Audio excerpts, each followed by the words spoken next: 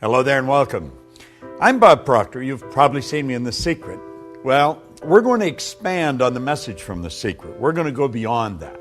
Do you know, in The Secret we talked about the law of attraction. There's been 300 million people impacted with that message. But I want to take you a little further. There's 11 lost laws. These 11 laws that go along with the law of attraction, I think you're going to find rather interesting. And I want to share a few thoughts with you that lead up to this. And I want you to prepare for these lessons as they come out. Do you know, the author said that we should proceed to use our thinking faculty and take care that it does not use you. Well, I think that's true. Do you know, most people are controlled by what's going on outside. They're not using their mental faculties to really control their life. The author says, master your mind and guide it intelligently. Well, you know, if you look at the results of most people, that's not happening. People are not mastering their mind. They're not using it. They're not controlling their own life. As you get involved in these laws, each one of them brings a specific message. And as you bring your mind in harmony with these laws, your whole life is going to change. Let me continue here. He said, learn to think as you ought to think. Give your mental life to the matters that are absolutely essential to your welfare. Have you ever wondered why 1% of our population earns 96% of all the money that's being earned? Do you know, things are so totally out of balance that when you hear those statistics for the first time, you think they can't possibly be true, but they are. And you know, Huxley was right. He said there's only one corner of the universe that we can change, and that's our own self.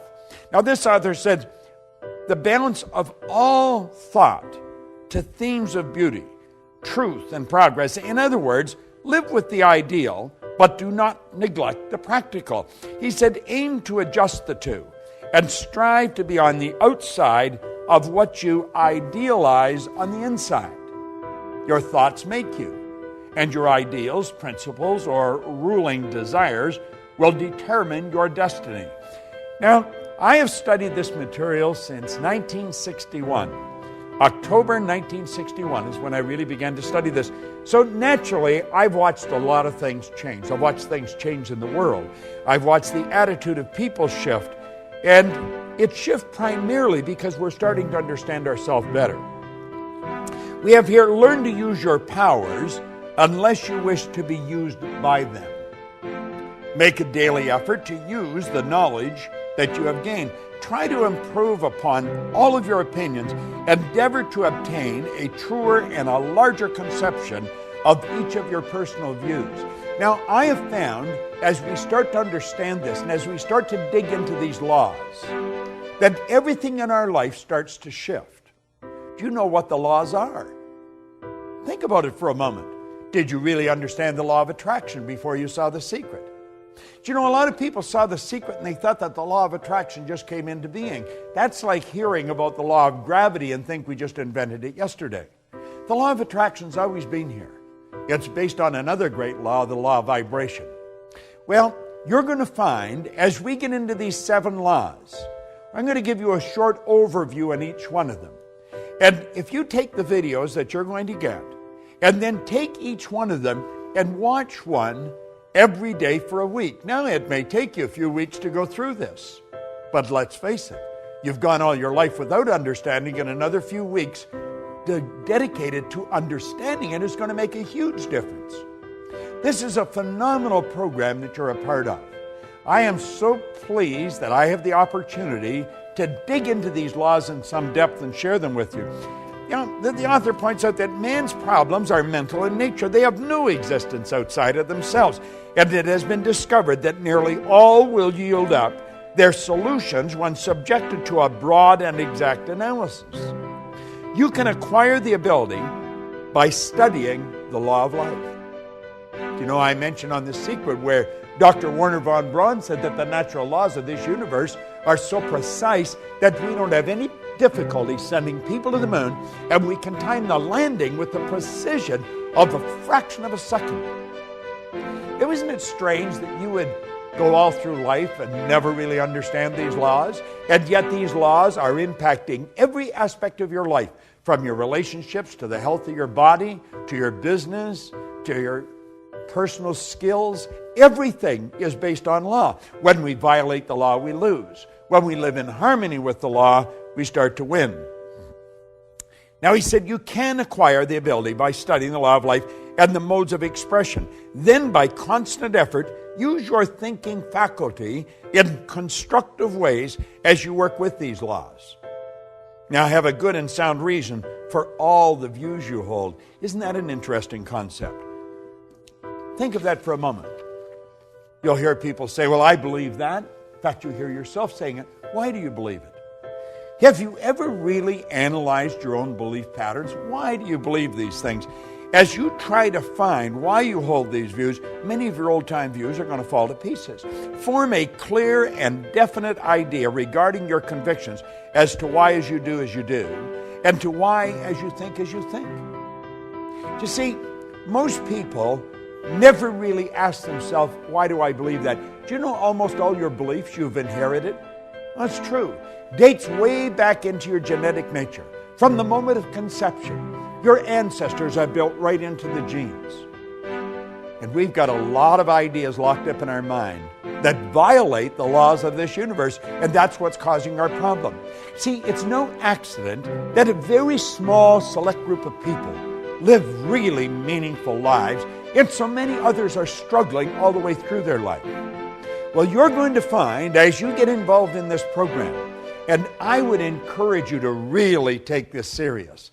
This is serious work. It's helped me earn millions of dollars, build a company that operates all over the world, make really meaningful friends on every continent.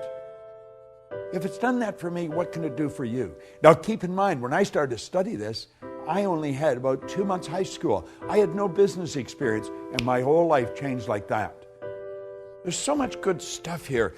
This author says clear and exact thinking is a very great necessity. It is, in fact, a sure means to advancement on the mental as well as the spiritual plane. Now, I'm going to leave you with something here that I think is very important. A line of distinction, however, should be drawn between mere surface thought, that is, ordinary, trivial, and commonplace thinking, and real thought, which is associated with the understanding of these laws, with the understanding of truth. The latter is deep thinking, which arouses dormant powers, quickens the perception, and leads to the enlargement of life on all planes. You see, most people's thinking takes them to last night's ball game, maybe the weather, or who won the election. What we're talking about is deep penetrating thought. Really dig into our mind. Let's figure out how we can take quantum leaps, just jumps ahead, rather than small incremental changes. Let's find out how we can turn our annual income to a monthly income like that, because you can do it. If I do it, you can do it. And I'm going to show you how I did it. And I'm going to take you into each one of the other 11 laws. And I will, in fact, elaborate on the law of attraction, because when you really understand that law, everything in your life is going to start to shift. See, the truth, the real basic truth, is everything that comes into our life, we've attracted. We're literally magnetized to it. Do you know that your brain is an electronic switching station? It controls the vibratory rate of this massive energy that we call our body. I'm not my body, I'm not my brain, you're not your body, you're not your brain, but you do have a brain. We have a marvelous mind, and we can control the vibration we're in, and when we do, we start to control what comes into our life. You're going to love these laws, and you're going to want to share them, and you should share them. Givers gain. I want you to get them. I want you to study them. Get involved in this program, and then set aside a time to really study it. Don't treat this as just any recorded program. This is very special. Since October 1961, I have been absolutely obsessed with studying one subject. Why you do what you do, and why you don't do many of the things you want to do. I want you to think of what you really want to do. What do you want to do with the rest of your life? You know, if you go to my website, I tell you on there, if you tell me what you want, I can show you how to get it. And I can. But you've got to decide what you want. And then you want to get into these lessons. 11 laws. It's phenomenal. And the 12th, I'm going to elaborate on it for you. Make sure you get involved. Set aside the time, and you're going to love it. The videos that you're going to receive here will change your life. Along with the rest of the program, life will never be the same again. This is Bob Proctor, and thank you. And I look forward to meeting you in a seminar sometime in the very near future.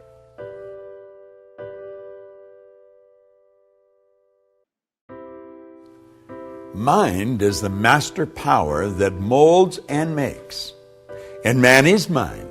And evermore he takes the tool of thought and shaping what he wills, brings forth 1,000 joys or 1,000 ills. We think in secret, and it comes to pass. Our environment is but our looking glass. Do you know James Allen wrote those words a little over 100 years ago? I began to study them close to 50 years ago. Every year they mean a little more to me. I want to talk to you here about the law of thinking. Thinking is a powerful force. It's been said that it's the most powerful force we're capable of. Do you know Archibald MacLeish, a Pulitzer Prize-winning playwright, had a character stand up in a play one time called The Secret of Freedom. And the character says, the only thing about a man that is a man is his mind. Everything else you'll find in a pig or a horse. Do you know, it sounds like a funny line, but it's true. Everything else you will find in a pig or a horse. You see, the mind, it's the most powerful force in the world. And thinking is a very, very powerful form of energy. Thought waves are cosmic waves that penetrate all time and space. Now, as we go into the laws of thinking, I want to refer to a few points from Raymond Halliwell. He said, to the average person, life is an enigma, a deep mystery, a complex and incomprehensible problem, or appears so. But it's very simple if one holds the key. You see, mystery is just another name for ignorance. All things are mysterious when they're not understood. But when we understand life, it no longer appears mysterious.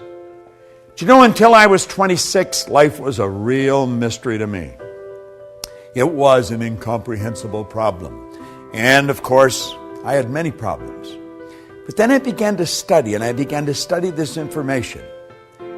And you know, it took me a while, but as I started to adopt the concepts and adapt my mind to them, my life started to change. My problems started to sort of disappear. I started to earn a lot more money. I was living in a healthy body, very rarely ever being ill.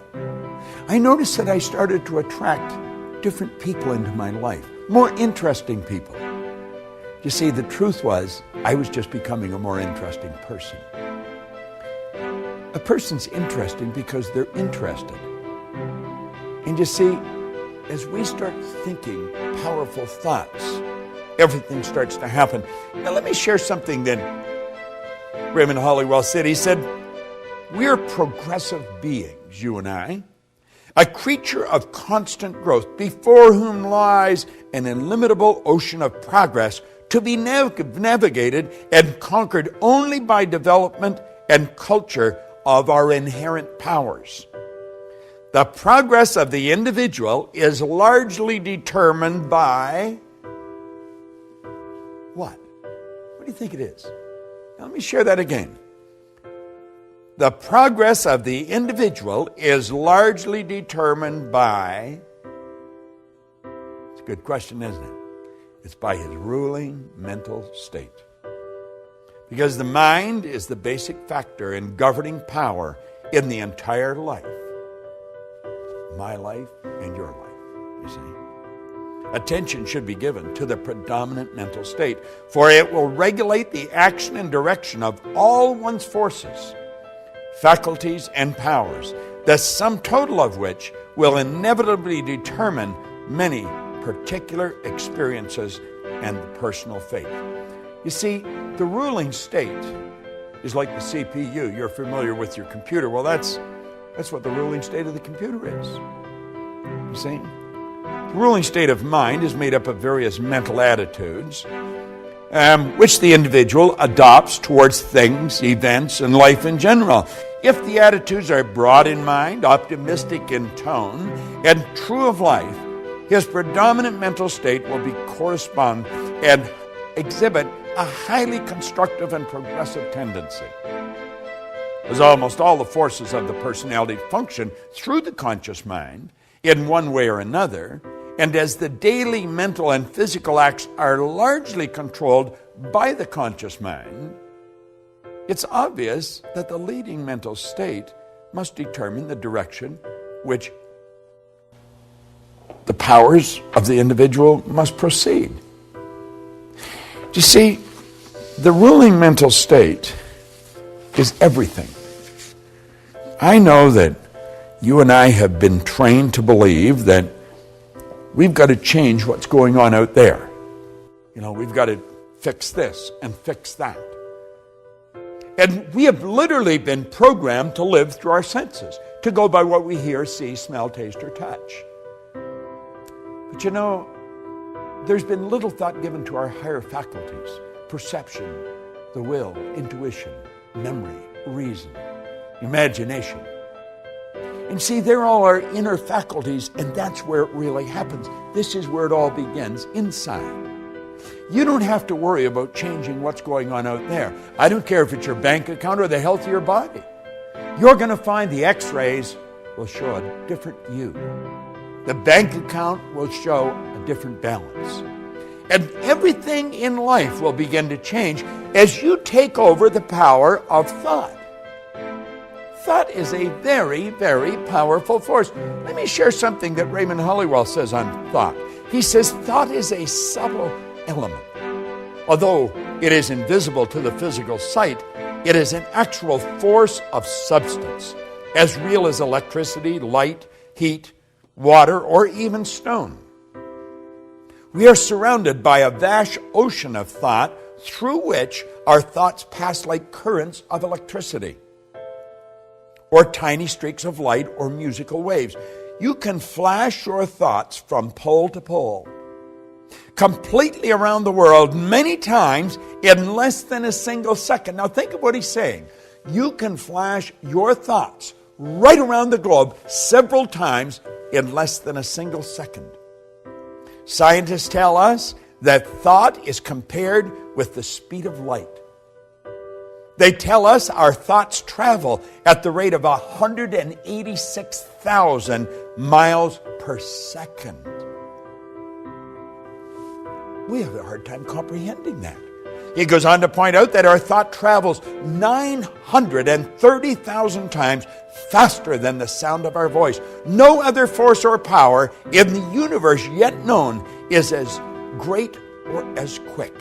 It is a proven fact scientifically that the mind is a battery force, the greatest of any known element.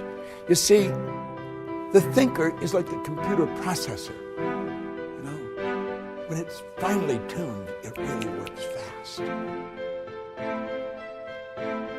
You can think, and what you think ultimately produces the results in your life. See, there's laws to thought.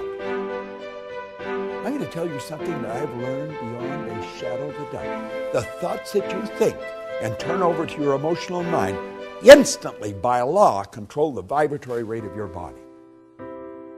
Your body is a massive magnetic energy. It truly is. You know, if you put your body in front of an infrared television camera in a completely dark room, you just see it as a glistening, radiating, gleaming form. As a matter of fact, if you could hear it, it would be like a symphonic concert being played. Oh, I know, to the eye it just looks like a thing, you know. But it's not a thing.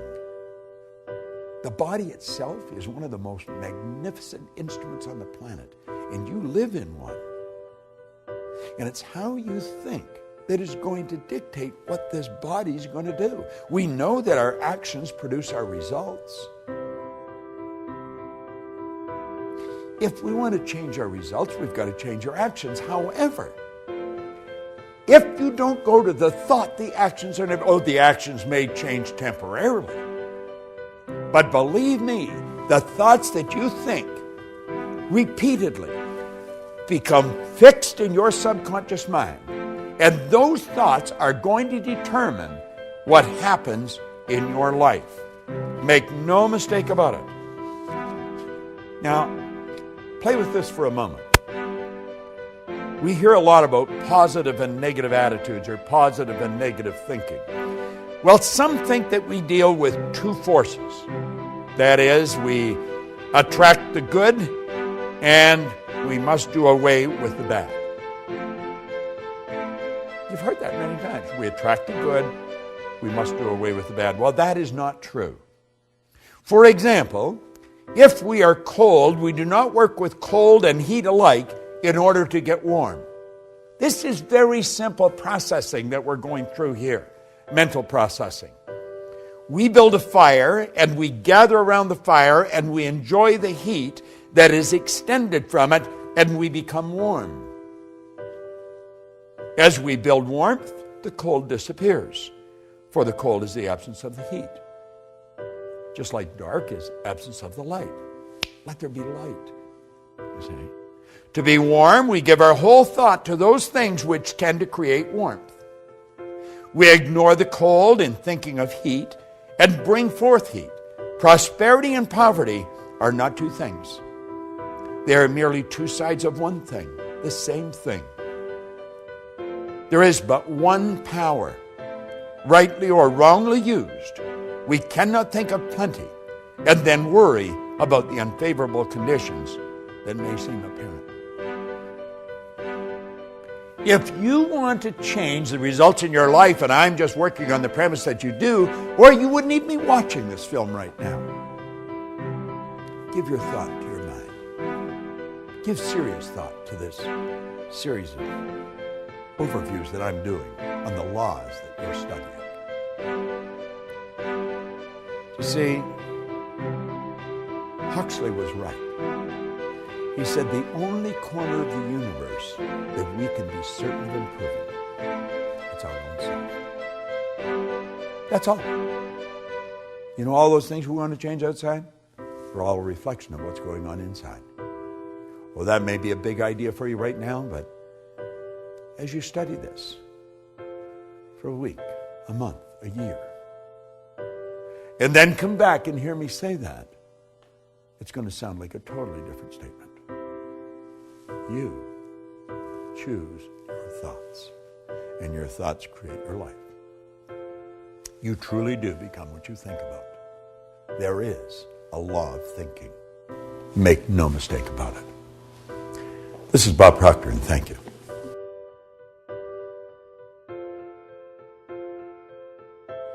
Hello there. How would your life change if you woke up this morning and find that someone had deposited $9 million in your bank account? How would that affect you?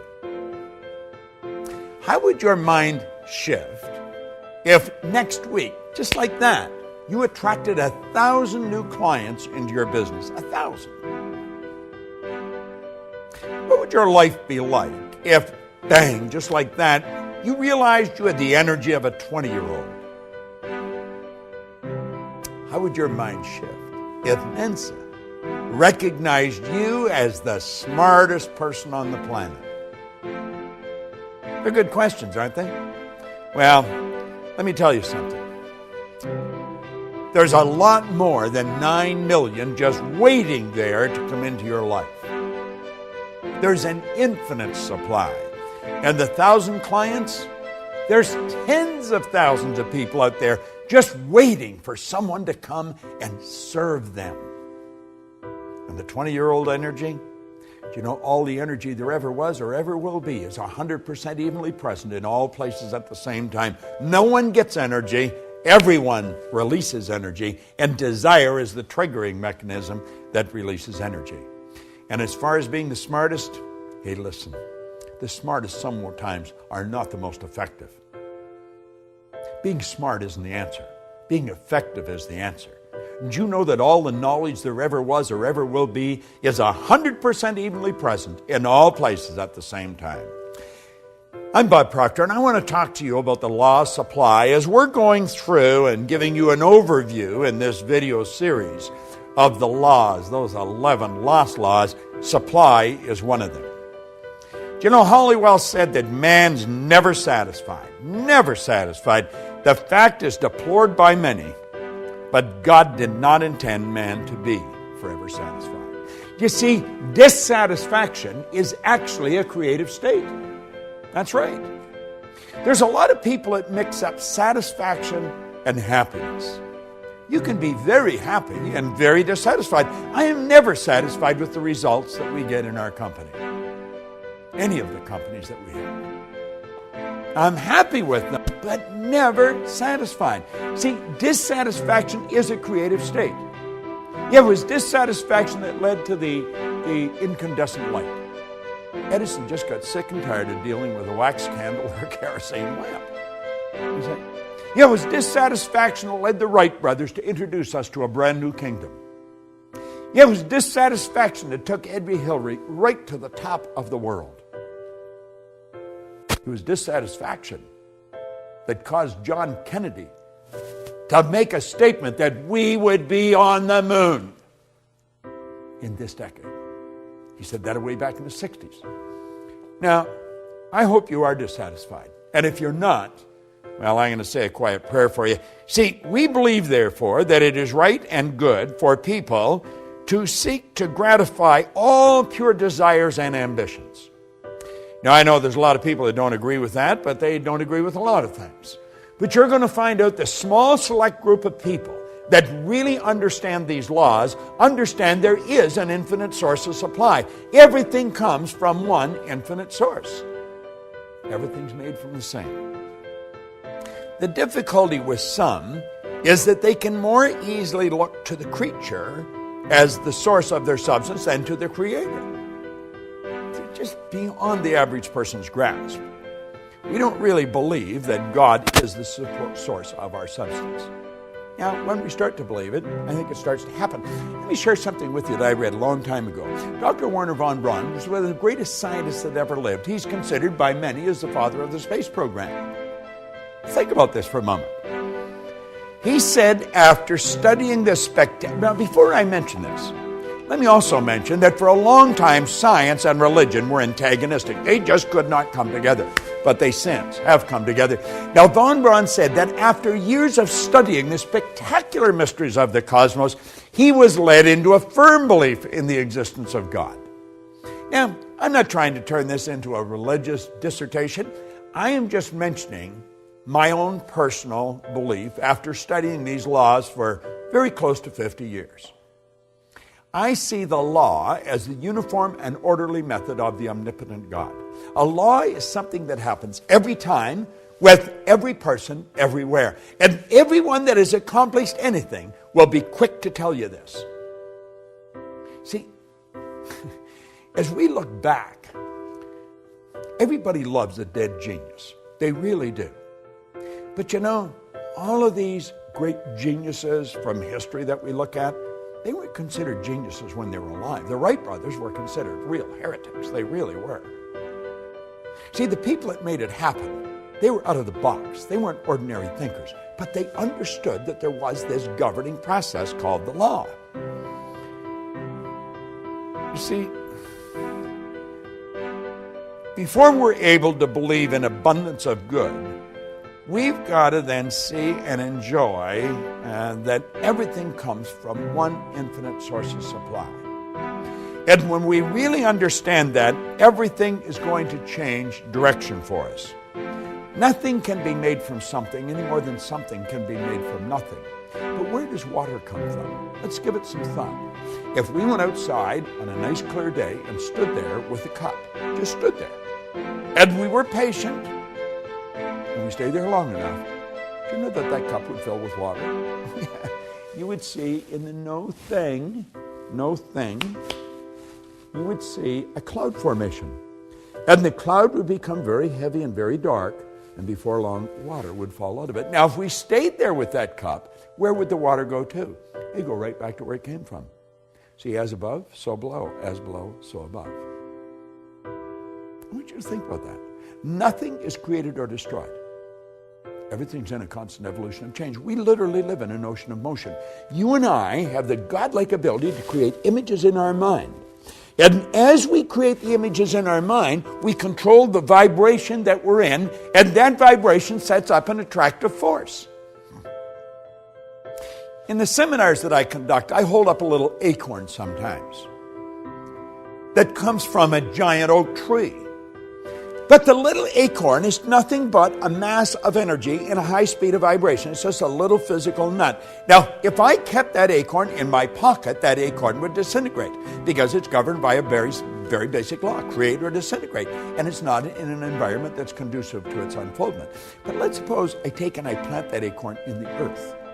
Do you know that there's particles of earth that are in harmonious vibration with that little mass of energy that we call an acorn? See, if you looked at the acorn through a microscope, it's not solid. It's just a little mass of energy that's dancing.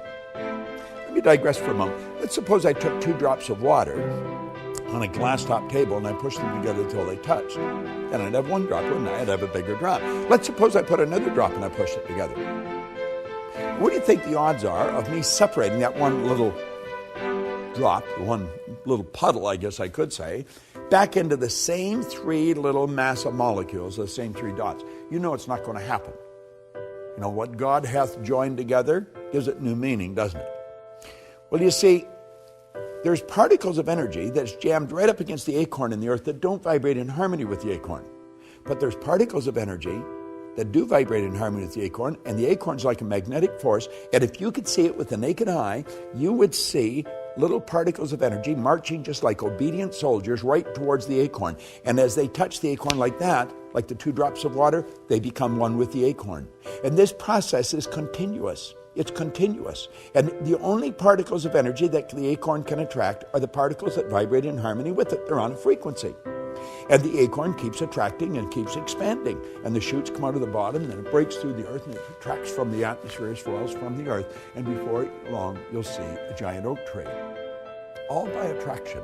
It's all energy moving. There's one source of supply, just one. Well, you know that you are attracting to you right now from an infinite source. Now, if you're holding thoughts of lack and limitation, that's what you're going to attract. The universe, by law, can only give you what you put in the order for. What are you putting in the order for? We talked in a previous video about thinking. There's a law of thinking. Well, as you think, you attract. So think about it. What have you put in the order for? What are you attracting? Everything comes from one infinite source. You might say, well, I don't really understand that. Then just take my word for it, because I do understand it. And if you study it for a while, you're going to start to understand it. Like Solomon said, in all you're getting, get understanding. Well, let's understand where everything does come from. There's no lack. There's no limitation. As long as you live through your sensory factors and just go by what you see, then there will be lack and limitation, because you're dealing with a very limited view. But when you start dealing with God's eye view, you see things from a much higher level.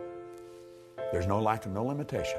And understand this, what you think you attract, and you attract from one infinite source of supply. Study this law of supply.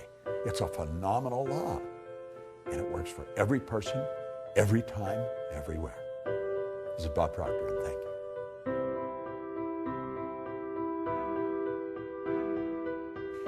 Hello there and welcome. I'm Bob Proctor, and I am attracting good, great, and wonderful things into my life. Money comes to me in increasing quantities through multiple sources on a continuous basis through the law of attraction.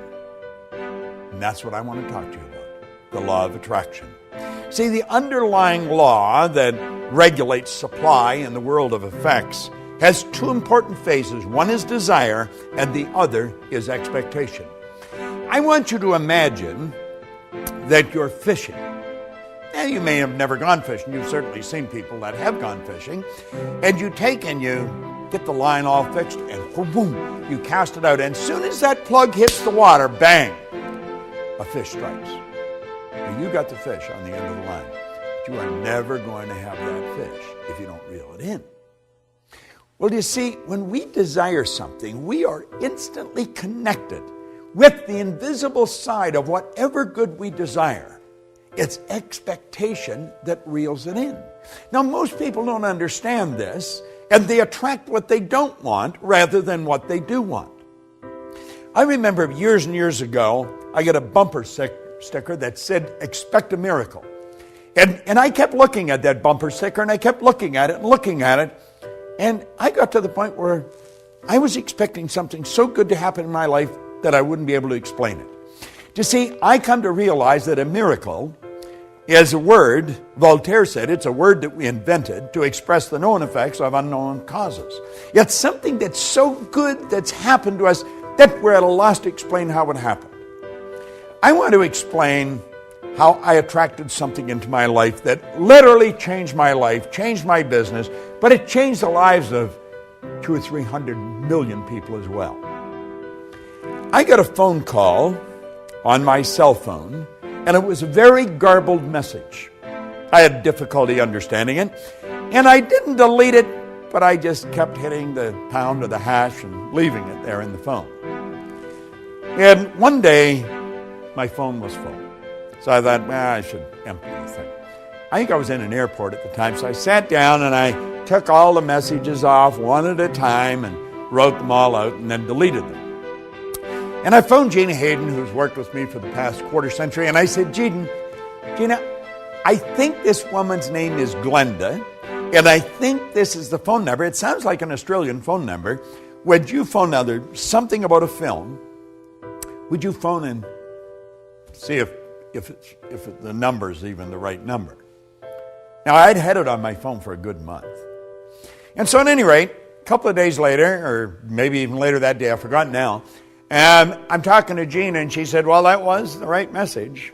Her name was Glenda, and you had the right phone number, and there's a film crew in from Australia, and they're shooting this film, and they really wanted you in it.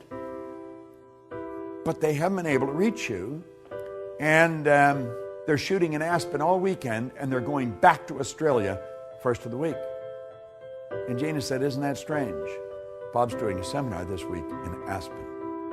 Now, I hadn't been in Aspen for a couple of years. And I check into my hotel. I just went next door where they were shooting the film. And the film, of course, was The Secret.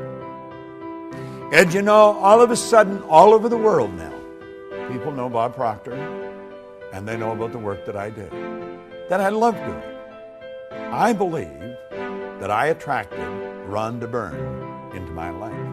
But I also believe Rhonda Byrne attracted me into her life. And you see, the secret, I attracted. I expected something big to happen. And I'm going to tell you something, I expect something even bigger to happen. Now, the law of attraction is, it's a law that many people now are very familiar with.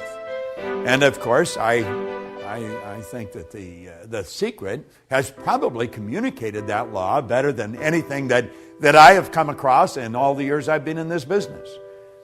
They deserve, the people that put that all together, deserve a lot of credit. A lot of people think I made it. I didn't make the film. I just sat there for a couple hours and talked, sharing what I knew. And a lot of good things have happened.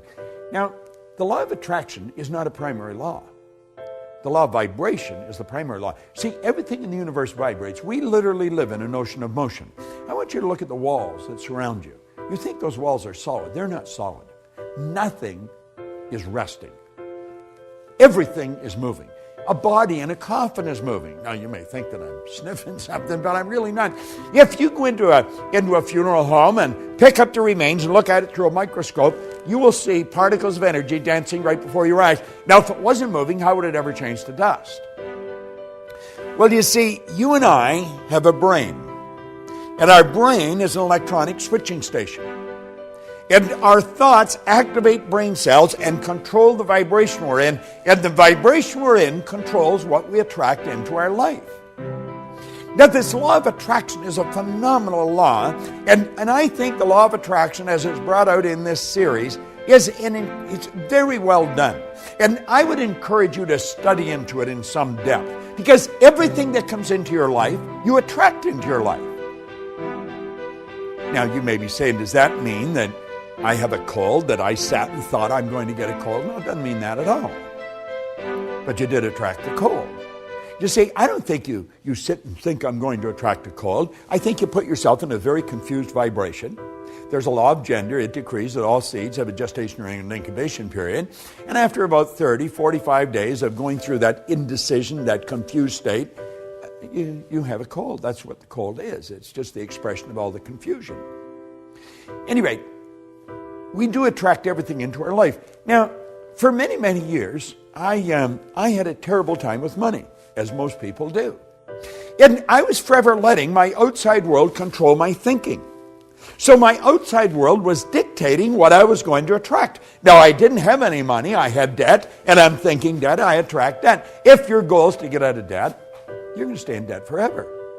Because whatever you think of, you attract. You'll say, but I was thinking of getting out of debt. I don't care if it's get out or get in. You've got to start seeing what you want. In a previous lesson, we pointed out that you don't work on cold if you're cold. You work on heat. See, cold is the absence of heat. So you work at creating heat. Well, if you want good in your life, quit trying to change the bad. Quit trying to get rid of the bad. Let it go. Let the dead bury the dead. Let it be part of the past. Start to see the good that you desire. Visualize it. See it as present in your mind. The second you've got the idea in your mind, you've got it intellectually. The second you internalize it, you've got it emotionally. And then it's only a period of time until you attract it physically. Attraction's a very powerful process. We are all magnetic creatures. We're all a mass of energy. Everything in this universe works on the law of attraction. You go into some restaurants, and they're always busy. The energy is good in those restaurants. You go into others, there's hardly anybody there. Isn't that strange? You go into a clothes store, and you may be the only person there outside of the person that's running it. You go into others, and there's people coming and they're going all the time. It has to do with the energy of the place of business. And the place of business is nothing but an expression of the consciousness of the person that's running the business. When we start to understand this, when we start to understand that we literally attract everything into our life, and it's our thoughts that are controlling what we attract, our whole world's going to change. You see, nature does not deprive us of any good or desired thing. Now, Hollywell points this out so well. It does provide us with the mental equipment and the inner power to acquire and enjoy the essential good to ensure a happy and a worthwhile existence. And it all happens in a very simple method. It's so complicated because nobody studies it. See, I always feel if we can teach a little child that maybe is just learning to walk, how to talk, we can teach them language. We can teach them multiple language. A baby at birth is a linguistic genius. If we can teach the child language, surely we can teach them something so basic as these laws. You say, well, why haven't we? Because hardly anybody understood them. The parent's not going to teach something to the child that they don't even know. The parent's only going to give the child what they've got. You see, what you don't fix, your kids are going to inherit. You should put a big sign on the refrigerator, attraction. Put it on the outside of your bank account. Hang it in your mirror where you put your makeup or shave in the morning.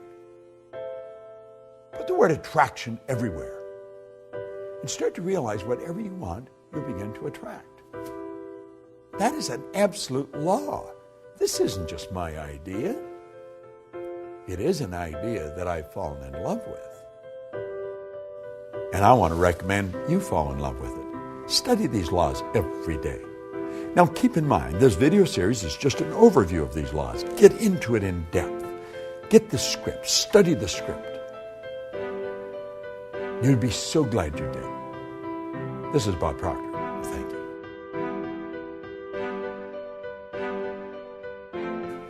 For many years now, in seminars that I've been conducting or conferences where I'm speaking, I mentioned to the audience a personal growth program might be, if it does not have a spiritual foundation, in my opinion, it's incomplete. This program definitely has a spiritual foundation. I'm Bob Proctor, and I want to talk to you on the law of receiving. Here's a line from it. He who seeks a greater life with getting as his objective does not seek life in trueness of spirit. In other words, they're going to have a problem. They are definitely going to have a problem. Now let me read another highlight from this program, and that's exactly what this video series is. It's a series of highlights that I've gleaned from this over many years of studying it. In a state of limited understanding, we reason that we must get before we can give.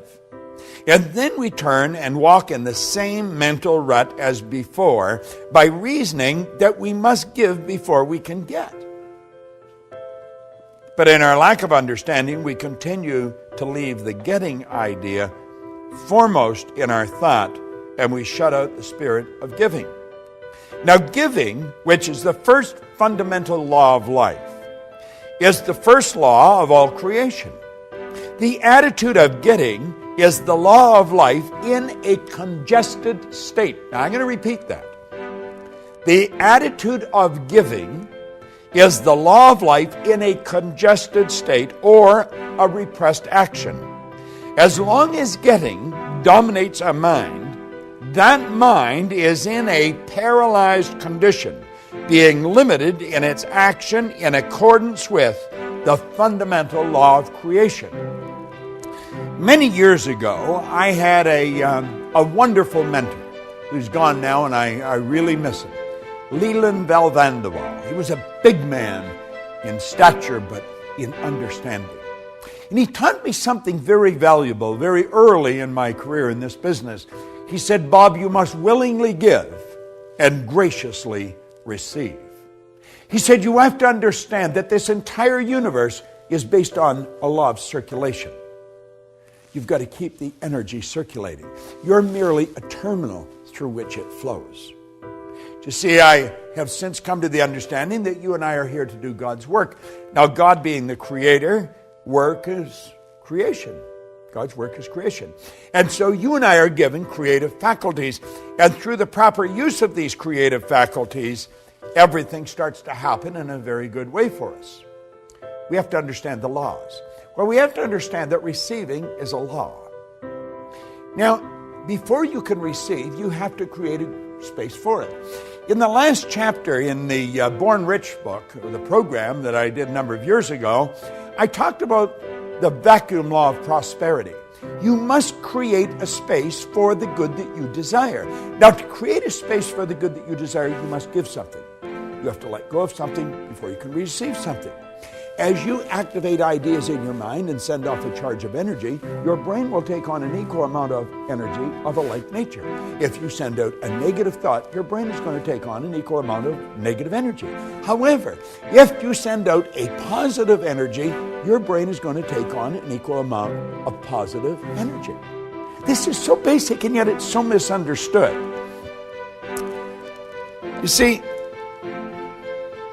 we've got to be relaxed if we're going to have this happen. You've got to put yourself in a totally relaxed state. And you have to operate with understanding. Now, I'm not suggesting this is going to happen just because you're watching this video. But it will happen if you continue to watch it over and over and over again. Something's going to click inside. I have found through repetition, our perception of life changes and changes dramatically. See, perception is one of our intellectual factors. It enables us to see life in many different ways. As we increase our awareness, our perception of life changes. Well, we've got to realize that everything we're seeking is seeking us. We've got to be open to the good that we're looking for in life. We've got to understand that the only way to receive good is to give good. We've got to put it out and we take it on. If I cause someone I come in contact with to feel good about themselves, I am going to feel good because I put that good through me to get to them. So you see, I receive simultaneous with giving. They're all hooked together. You can't separate them. It's the flip side of the coin. But before we can receive, we've got to give. Now, it's like we say, how can I give if I haven't got it? But you have got it. You have got it. You give what you have got. You see, I think you should give your time, your energy, your loyalty, your knowledge, your money. Keep giving it, and you're going to keep getting more. When we open ourselves up to receive, we're going to find that we are in a relaxed state. Let me read you something that Halliwell pointed out. When we relax from strain, the law has a chance to reply to our desires. And things begin to change for us. Have you not seen this work in trivial things such as books or clothing or invitations or a desire to see a certain friend? Possibly at some time you sent out a thought or a desire and then forgot about it. Just totally forgot about it. The next thing you knew, you had the book presented to you.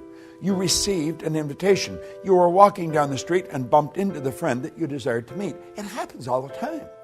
But you see, if we're focused on it and we're straining and we're really, trying everything we've got, we're uptight. It doesn't happen. My wife and business partner, Jerry Robert, and I were sitting in a restaurant the other night. And it was rather interesting. We had just sat down. And this woman come over, and she was bubbling over. She said, I can't believe it's you. I just can't believe. I just said to my partner, do you see who just walked in here? And she said, I just can't believe it's you. And then she pulled the secret out of her purse. And then in a very excited fashion, she waved to her partner to come up. He was the chairman and CEO of a company. She was the president and chief operating officer of the company. The company is World Moon Resorts. Their brand is the moon. How'd you like to have that for a brand? Everybody on earth can look up and see their brand. Doesn't matter where they are. Well, she started to tell us a story, how they were working on this project. They've been working on it for about 10 years. That they've been working on this project, and they had spent millions of dollars and all of their time, and they were almost ready to give up. And I guess when they're almost ready to give up, they just sort of relaxed. And someone gave them the secret, and the secret fired them up again. Now, we were listening to them. We weren't quite sure what they were talking about, Moon Resorts, and they were going to build this place in Abu Dhabi, over in the UAE, and it was going to be the largest project in the world. 60,000 condos. And we're looking at them and listening. We're thinking, wow, this is really getting pretty interesting. Then they gave me their 2 business cards. And they said, here's your ticket to the moon. Now, he ran out to the car and come back in and gave us a DVD. I got home and I watched the DVD. Well, it almost blew my mind. It was absolutely incredible. I want you to go to their website and take a look at it. It's just www.worldmoonresorts.com. It's phenomenal. And these 2 people were so excited by what they received. But they had been giving. They'd been putting out for years. And somebody walked up and handed this to them. And I thought, well, if they're that excited over the secret, I'm going to excite them some more. So when I got home, I sent them a Science of Getting Rich program, big box, in a briefcase, and they got it the next day. Tonight, Jerry and my business partner, my wife and I, and Sandy, another business partner of mine, we're going to have dinner with them. They're leaving for Abu Dhabi tomorrow. But they're fascinating people. They're operating with a huge idea. These people are really into understanding this. And they're putting out and they're receiving. But you've got to understand, it's the thought that you give it with that makes the difference. Do you know, there's an interesting story that Billy Graham tells about one time. This is when they were struggling. This is when Billy Graham was really just starting out. And $100 probably would have rented a real nice place for a month and bought the food that you needed. But at any rate, the collection plate come around and he put a $100 bill in. And later on he says to his wife, "My goodness, I thought I put $20 in. I put 100. And she looked at him, she said, "Isn't that too bad? You're only going to get the good back for putting 20 out." I thought, what a great story. And that's exactly the way it is. You'll say, "But he gave 100, wouldn't you?" No. The thought that he gave it with, he was giving 20. You see, it's thinking that controls everything. It's the thought we give it with. In the Science of Getting Rich, we talk about leaving everyone with the impression of increase. Why? Because by giving out good, we're going to receive. See, the giving and the receiving are all tied together. They're not separate. You've got to be open to receive, but you'll be open to receive when you really understand the concept of giving. This is an orderly universe, and energy is forever moving. You have to understand that your life is full right now. Now, it may not be full of what you want, but your life is full. Your calendar is full. All your time is spoken for. You'll say, "Well, it's really not. I've got a lot of wasted time." That's how you're using it then. We must replace the waste with productivity. Yet, and for everything in your life you don't want, it's part of what your life's full of. What you've got in your life is a reflection of what you've been giving. And if you want greater good, you've got to give greater good. The more good we put out, the more we're going to take on. We don't have to worry about what we're going to receive. Let's understand the receiving is governed by law. And the basic law behind it is in giving. And as you give, you receive. You see, if you're sitting in a chair right now, you couldn't put anything where that chair is until you get rid of the chair. This is why the vacuum law of prosperity is such a beautiful concept. Nature truly abhors a vacuum. You give, and you give in abundance, pressed down and running over. And I guarantee you'll never have to worry about what you're going to receive. But like my old mentor said, we've got to willingly give and graciously receive. And you see, willingly giving, that's the expression of a lot of faith. But it isn't blind faith. It's faith based on understanding of these laws. So as you dig into this law of receiving, start to thinking of who you can give to, what you can give, where you can give, and then give everywhere you go. Give the very best you've got. And you know something? You'll receive the very best the universe has. It's sitting there waiting for you. This is Bob Proctor, and thank you.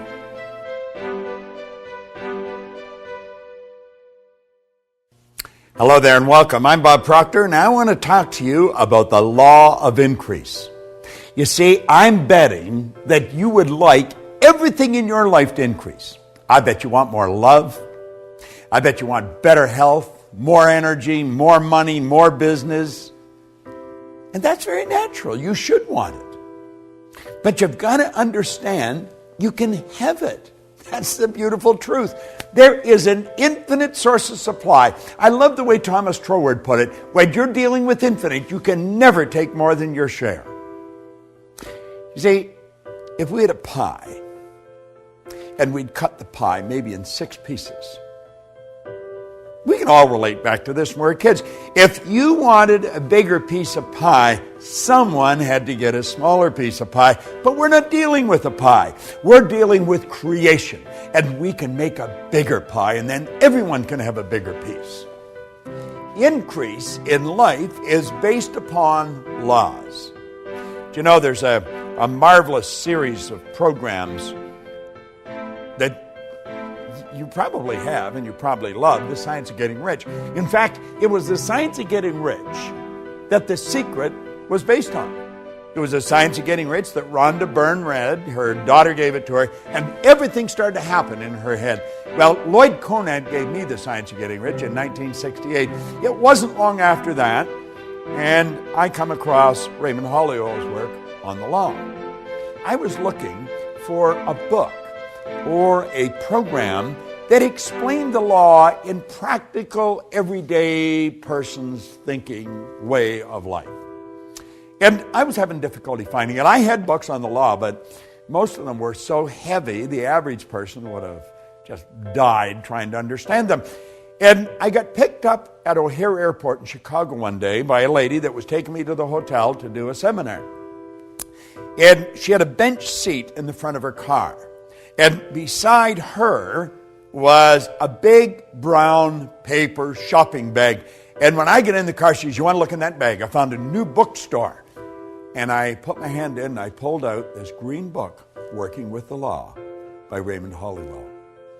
And I looked at her and I said, "You've got one less book. I'm taking this book with me. I have attracted this book. I have been looking for this book for a long time." Now, in that book, Holliwell talks about all this information that we're sharing with you. Mary Morrissey and I have studied the same material for a long time, and we've created this program that you're involved in right now. And you see, this series of videotapes is really just an overview of these laws, and the law of increase is one that you really want to understand. If you're going to increase anything in your life, you have to raise it. Now, you say, well, how do you do that? Well, in The Science of Getting Rich, the 7th chapter is on gratitude. And the more grateful you are, the more you're going to receive. But you've really got to be grateful. Now, praising and gratitude are very much along the same line. See, we want to praise our source of supply. We want to praise Spirit. We want to praise abundance. And it's going to come into our life. Now, let me share something right out of the book. Listen very carefully to this. Have you ever had someone condemn or criticize your efforts when you were given the best you thought you had and really tried to please them? I'm sure you have. I know I have, and I'm sure you have. Didn't you feel like folding up and just quitting? Just say, it's over. Perhaps even felt like quitting the job and letting someone else worry about it. Well, least of all, such an experience suppressed your interest, your zeal, you see. And you did not desire to do better. Now, Holliwell is mentioning this. That's how one reacts when the law is reversed.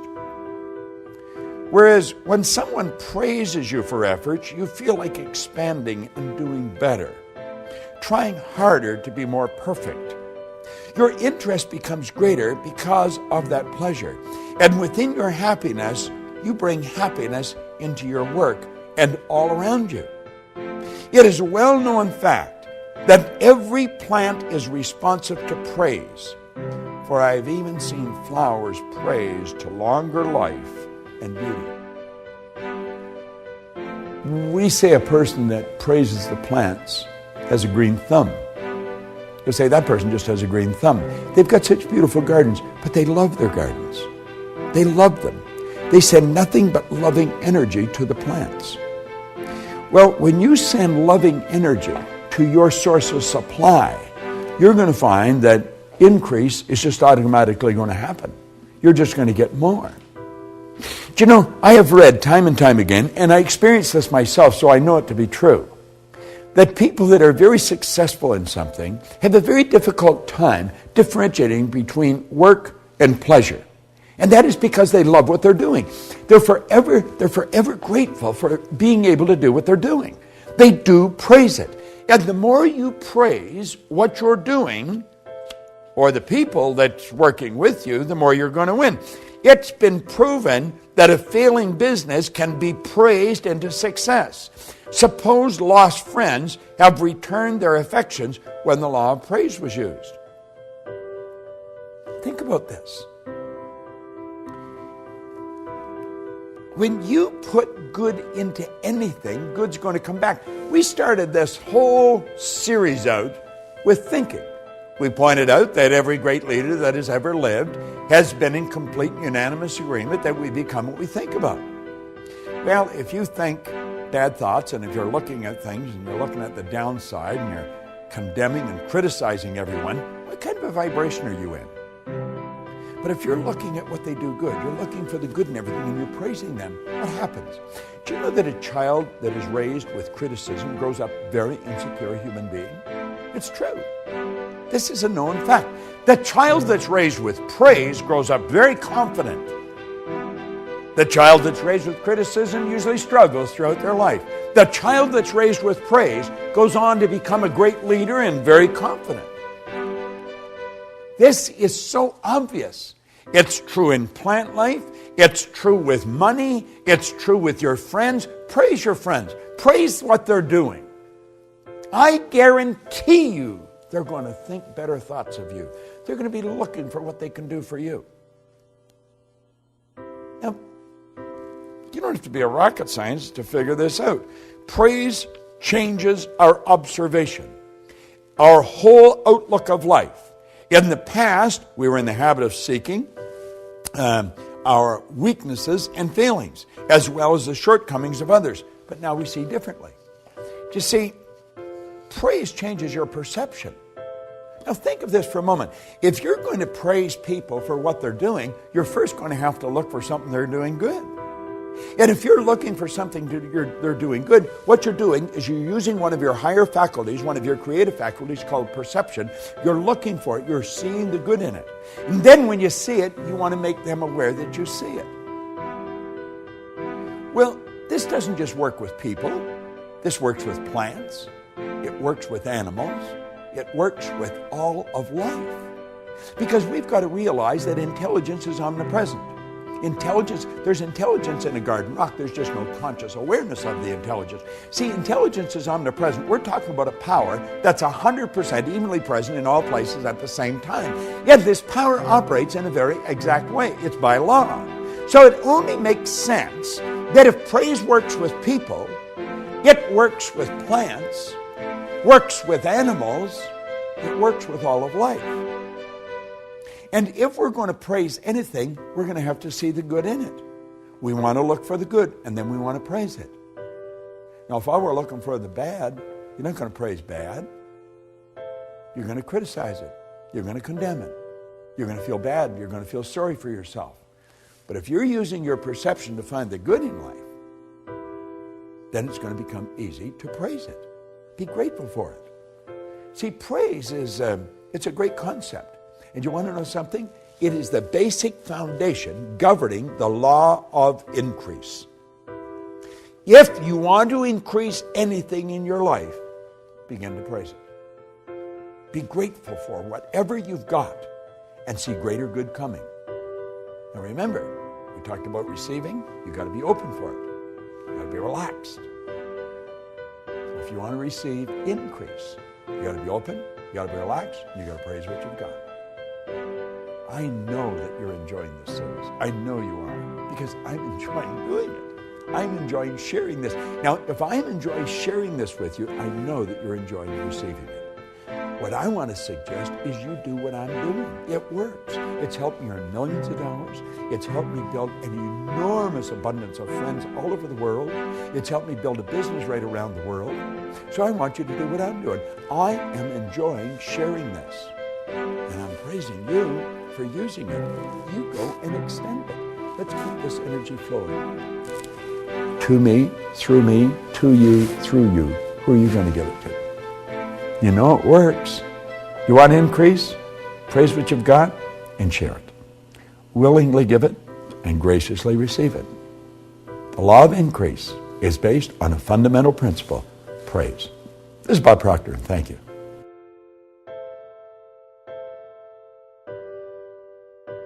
You know, it's written in the good book that whatsoever a man soweth, that shall he also reap. Well, you know, Emerson said that was the law of laws. And he said if that law didn't exist, we should invent it. I'm Bob Proctor, and I want to talk to you about the law of compensation. I first learned the law of compensation from Earl Nightingale. Earl Nightingale explained it probably better than anywhere I've ever read it. Now, I've read Emerson's essay on compensation, and we, of course, have the law of compensation here in this Working with the Law series. But the law of compensation is a law that we must understand. And we must understand it if we're going to apply it. And when we do apply it, we're going to find that the universe is very friendly towards us. The law of compensation is based on 3 steps. The amount of money or good you receive is going to be in direct ratio to the need for what you do, your ability to do it, and the difficulty there is in replacing you. I want you to think about that for a moment. The amount of money or the good you receive in life is going to be based on just 3 points. The need for what you do, your ability to do it, and the difficulty there will be in replacing you. You see, I quickly learned that there is a phenomenal need for what we do in our business. People are confused. People do not understand the laws. People are watching to what's going on in the world. We're dealing in a very fast-changing world. The world's not getting bigger, the world's getting smaller. We're dealing in a world market today. You're only just a touch of a button away from anywhere in the world. We can look and watch what's going on the opposite side of the world on a television set that's strapped to our wrist the size of a watch. Hit a button today and we send a message to 1 million people all at once, and they get it wherever they are with email. Think of how the world has changed. It's changing so dramatically. And you know what it's looking for? It's looking for effective people. That's right. Everybody wants someone to serve them. Now think, is there a need for what you do? I would suggest there probably is. There's probably a great need for what you do. And you didn't even have to do anything to create that need. It's there. The second step is your ability to fill that need. How good are you at doing what you do? That's so important we understand that. Most people just do enough to get by. It's been often said that most people work just diligently enough so they don't get fired, and the company pays them just enough so they won't quit. It doesn't work. It doesn't work. It's in violation of the law of compensation. See, the second step, your ability to do it, is going to take care of the third step if you do the second step right. The difficulty there is in replacing you. When you become so effective at what you do, you're very difficult to replace. That's when your stock goes up. You will find that there will be people waiting in the wings to hire you, to pay you to go and work for them. When you perform your task to the very best of your ability, or when you are through your work and you do it well, you infallibly bring out the best there is in you. And you see, I learned a long time ago that if I make up my mind I'm going to learn how to communicate this more effectively all the time, then my income is going to keep going up. My customers are going to keep coming.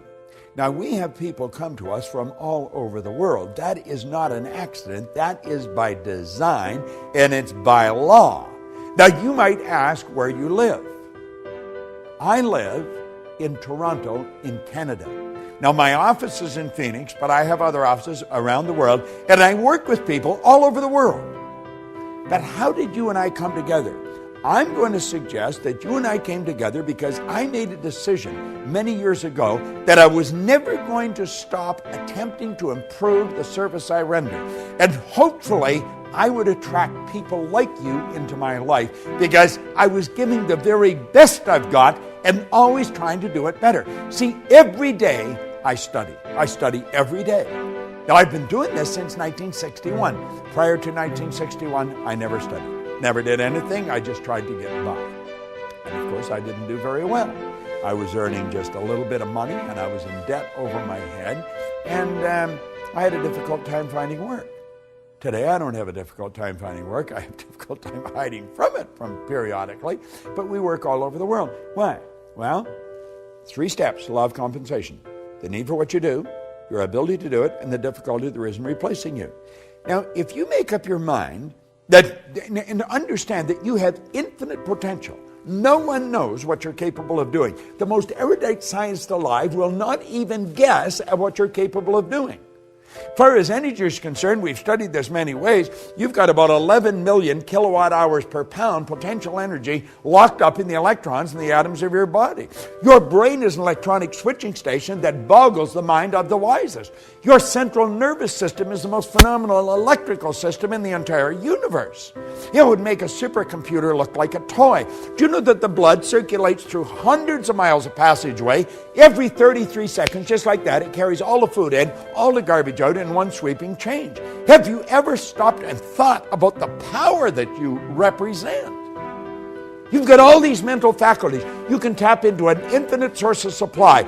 Listen, when we talk about you, we're talking about something that is awesome. The highest form of creation on the planet. That's what you and I are. Now, are we using it? Well, for many years I didn't. My whole idea was just get by. But then I started to study this material, and it started to make sense. And I thought, I'm going to change. I'm going to change how I'm living. And I got into Earl Nightingale's material. Now I got into Napoleon Hill first, then into Earl Nightingale's. And I began to study it. And I got into this law of compensation. Then I read Emerson's essay on compensation. Then I got into Raymond Hollywell's material on compensation. It's all telling us the same thing. It's up to you. It's up to you. The universe will give you whatever you ask for. But you ask in the form of providing service. You see, you get back exactly what you put out. You put a lot out, you get a lot back. We are raised with the misconception that you go to work to earn money. You don't go to work to earn money. Working is the very worst way to earn money. We have a company called the Chairman's Club. And the Chairman's Club is designed for one thing, to show people how to earn money. You just go to the Life Success or lschairmansclub.com, lifesuccesschairmansclub.com, and look it up. That's the sole purpose of it. And in that club, we show people how to earn money, how to set up multiple sources of income. But the whole thing is based on providing service. You got to provide service. See, the concept behind the club is that you can earn so much money when you're sleeping, you can do whatever you want when you're awake. Now that sounds bizarre to most people, but most people don't understand the law of compensation. We're raised with the idea you go to work to earn money. You don't go to work to earn money. You go to work to gain satisfaction. You should spend your days doing what you absolutely love to do. But compensation, think about it. Our compensation comes to us by law. It's based on three factors: the need for what you do, your ability to do it, and the difficulty there can be in replacing it. Now, I know you may have doubts. You may think, well, if I do more, I'm not necessarily going to get more. Well, you may not get it from where you're working. It may not come from there. It may come from somewhere else. You say, but the company makes up their mind how much I'm going to earn. No, they don't. You don't get your pay from the company. You get your pay through the company. Your pay comes from an infinite source of supply. You see, we've got a lot of these ideas wrong. And look at, if you become bigger than your present position, by law, you must move ahead. That is an absolute law. That's the basic law of the universe. When something becomes bigger than the position that it's in, it moves on to the next space. And if your company is not going to give you more, there's going to be a dozen companies waiting in the wings for you to come along and help. The law of compensation is probably one of the most important laws. I would suggest that as you turn this set off and you stop watching this particular video, ask yourself, how good am I at what I'm doing? Could I get better at it? Could I get a lot better at it? How can I get better at it? Understand this, you've got the potential. You've got more power than you will ever hope to utilize. Are you applying it? Who does a better job at what you do than you do? Are you studying those people? Study their lives. Find out what they do. Do what they do. Read the books they read. The more you study this material, the better you're going to get at what you do. But always remember, the law of compensation is based on 3 points: the need for what you do, your ability to do it, and the difficulty there is in replacing it. And as you go through all the material in these laws and you study the law of compensation, get the material, get the physical material and study it. It's all there. You're going to find that all the way through all this material, those three steps keep coming up. The law of compensation is based on what you do. Put the energy out there. Put the effort out. Get better at what you're doing. Say, I am going to get better every day at what I'm doing. And your whole world will improve. This is Bob Proctor. Thank you.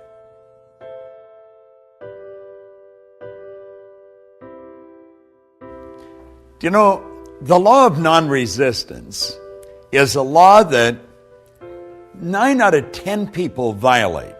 And because they do, they cause themselves a lot of problems. It's a pretty well-balanced individual that understands how to live in harmony and not let this get to them. The law of non-resistance. Think of this for a moment. When you go to do anything that's out of the box, where you're really going where you've never been before, you're going to meet with resistance. As a matter of fact, if you don't meet with resistance, you're probably going in the wrong direction. You're not going ahead. You're either going sideways or backwards. Resistance is a signal that you're moving into a new area. However, whatever you resist persists. And what we're suggesting here is that you do not resist the resistance. And that sounds like a bit of a mouthful, but understand this. You and I are programmed to resist resistance. That's part of our animalistic nature, fight or flight. What we want to do is master this. And instead of fight or flight or react, let's respond. Do you know there's a beautiful concept? It's the law of psychological reciprocity that rests on this law. That law states, whenever you put good out, you'll get good back, but very rarely right away. When you put bad out, bang, you get it right back. Well, let's think about that for a moment. We'll use the martial arts as a metaphor here. Karate is a very hard form of martial arts. You whack me, I whack you. You kick me, I kick you. And we beat the daylights out of each other. That's resisting resistance. Karate is not the way we want to approach this. When somebody yells at us, let them yell. Let them vent all the negativity, but not hit back. Then you take judo. Judo is where you take the strength of the other person's shot and put them down. You don't win much doing that. It's reported that Sir Winston Churchill was a master at psychological judo. One time, Bessie Braddock, who had been a member of Parliament for Liverpool, said, Sir Winston, you're drunk and disgusting. He said, yes, madam, I am. He said, you're ignorant. You're ugly. But he said, tomorrow morning, I'm going to be sober. What did he do? He won the battle and lose the war. Lady Esther one time said to him, Sir Winston, if I was your wife, I'd put arsenic in your coffee. He said, madam, if I was your husband, I would drink it. Resisted, he loses. George Bernard Shaw apparently had sent Sir Winston an invitation to Pygmalion when it came out in London, that we probably know better as My Fair Lady today. And on the invitation he put a written note, bring a friend if you have one. Sir Winston sent him a note back and saying that he was sorry he was tied up opening night, but he said if the play's still running the second night, I'd be glad to come and see it. Now, you see, psychological judo, you put the person down with the strength of their shot. You win the battle, but you'll lose the war. Now, there's another way to do it, the non-resistant way. It's called aikido. That's where you take a shot at me, I duck and let it keep on going. I take it and I duck and keep. You kick, I duck and keep on, let it keep on going. I do not let you touch me. I don't fight back. I stay fresh. And when you've vented all your negative energy, I'm as fresh as a daisy and I can lead you to where you want to go. That's non-resistance. See, there's a law of non-resistance. Whatever you resist persists. So the next time you meet with resistance, rather than fight back, just let it go. It's not that important. And if you can get this law down pat, I guarantee you're going to have a good trip all the way to the top. Because you see, it's whenever we get out of the box, when we're moving ahead. I'm working on a new project. In fact, I've been working on it for a year. I have met with enormous amount of resistance. I just let it go. I just let it go. And I know when there's a lot of resistance on a program that I'm involved in, I'm on the right track. You see, if you're just going sideways, there isn't any resistance. You're doing something you already know. The law of non-resistance, of these 11 laws that you're getting, this is one of the most important. Burn it into your mind and remember, don't react, respond. I remember to close off with, I was doing a seminar with a bunch of teenagers in Hawaii one time. And I asked the kids, I said, what's the difference between reacting and responding? This one little 15-year-old girl looked off into space and she put her hand up. And she says, reacting is a habit. To respond, you have to think. It was the best answer I'd ever got. 15 years old. To react is a habit. To respond, you have to think. Now think of this. When you react, whatever it is that's causing you to react wins. You lose. When you respond, you win. The law of non-resistance. It's a great law to understand. Use it, and you'll win. This is Bob Proctor, and thank you.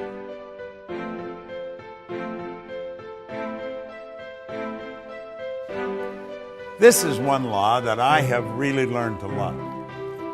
Now, I paid a big price before I learned it, but when I did learn it, my whole world changed. And you know, it wasn't until I had studied this material for some time that this law made sense. Let me read you something here that scientists have given to us. These are very bright people. You must understand that 90% of all the scientists that ever lived are alive today. Scientists accept the truth that the body of a human is moved by the mind, that all its functioning is governed by a ruling thought, whether that thought is subjective or objective, whether it's conscious or unconscious. Those who study the mental processes find that all the conditions of the body are created and caused by the mind. It is known that creation in and every form is governed by and subject to a law. Hence, when one misuses, inverts, or violates a law, this mistake is called a sin. This is interesting. A sin is a mistake, a misunderstanding, and a misjudgment. A mistake is falling short of or disobeying the law, whether that law be mechanical or spiritual. Correction is the only method of adjustment or of appeasing the law. Thus, repentance and forgiveness are the only means available to alter and correct that mistake. I'm Bob Proctor, and I want to talk to you about the law of forgiveness. Now, for a long time, I never understood this. Sin is truly transgression of the law. Now, when I was a little boy, I was sent to Sunday school, like a lot of little boys that grew up in the part of the world where I grew up. And if I didn't go, my older sister would tell. And so I was punished when I didn't go. Now, I also learned that if I said this word or that word, it was a sin. And I was taught that the price of sin was death. Now, I thought that was rather severe, but that's what I grew up with. That was the idea that this little boy learned at a very early age. Now, I was a curious kid. And I was told if I said this or if I did that, it was a sin. And again, the price of sin was death. Well, I thought, I think I'm going to take a bite out of this apple. And I said it, and I didn't die. And I thought, aha, I think I'll try this. And I did it, and I didn't die. In fact, it was fun. So I thought, that must be true. But you know, later on in life, as I started to learn the truth about how the universe operates, the laws, I found out it was true. It was my understanding or perception of what these people were telling me. And that was probably the problem. And it probably was even further than that. It's because of their intention of what they were saying, because I think I was getting what they were saying to me. But you see, there's a very basic law of life, and that law says create or disintegrate. We're going ahead or we're going back. Now, disintegrate doesn't mean that you're just going to disappear. You know, when we talk about live or die, that doesn't mean that our heart's going to stop and the blood stops flowing and we're either, incinerated or placed in the ground. That's not what that means. It means that we're either going ahead or we're going backwards. That means things are getting better or they're getting worse. If we violate the law, the price of sin is death. Means things are going backwards.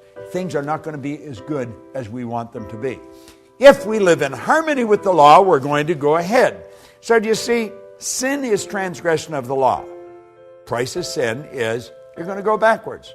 Live in harmony with the law, you're going to go ahead. Now, forgiveness is a phenomenal concept. I never used to think much of it. I thought, forgive, what's it mean? It means let go of completely, abandon. Forgive yourself. You can't change what you did. Do you know there's many people wander around with great feelings of guilt? Guilt is guilt and resentment are two of the most destructive emotions that you'll ever come up with. I was raised with guilt. Now, I've been telling people for years, if it gets to a point where you can't handle a problem that you've got, you should go to a professional. Well, it's like the guy said, I like a chef that'll eat his own cooking. I was raised with guilt, and so I experienced a lot of guilt, and I was having difficulty getting rid of it.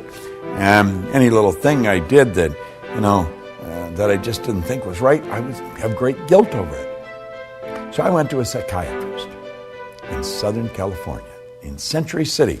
And I only went to that psychiatrist 3 or 4 or 5 times, I guess. And I was on my way down the last time that I went, and I realized I didn't have to go anymore. And I phoned him and I said that I wasn't coming. He said, well, come on down anyway because I like what you're doing. I want to find out more about what you're doing.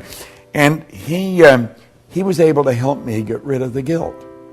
It was all a simple concept of forgiveness. Forgive means to let go of completely. Let it go.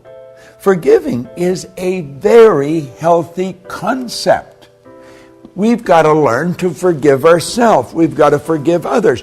We have to realize that what we did yesterday, we cannot change.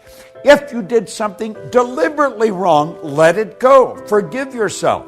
If you did it and you didn't do it deliberately, forgive anyway. Let it go. If someone else has done something to you, don't hold any resentment. Let it go. Now, that doesn't mean that you want to go and give them an opportunity to do it all over again. You may move away from that.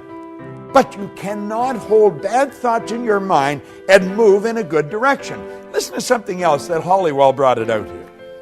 He said, a noted physician talking before a group of other medical people on this very subject of thought being the source of disease was recorded as having said in his concluding remarks, abnormal tumors and cancers are due to a long period of suppressed grief and anxiety.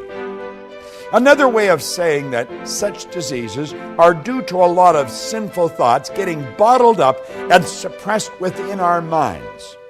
If this state is so destroying, it might be wise for us to probe into our own selves and note the effect our emotions have upon the physical organism. Then let us seek by every means at our command to overcome and abandon and forsake every emotional tug that has a debilitating and disturbing effect. Do you know, that's such excellent advice.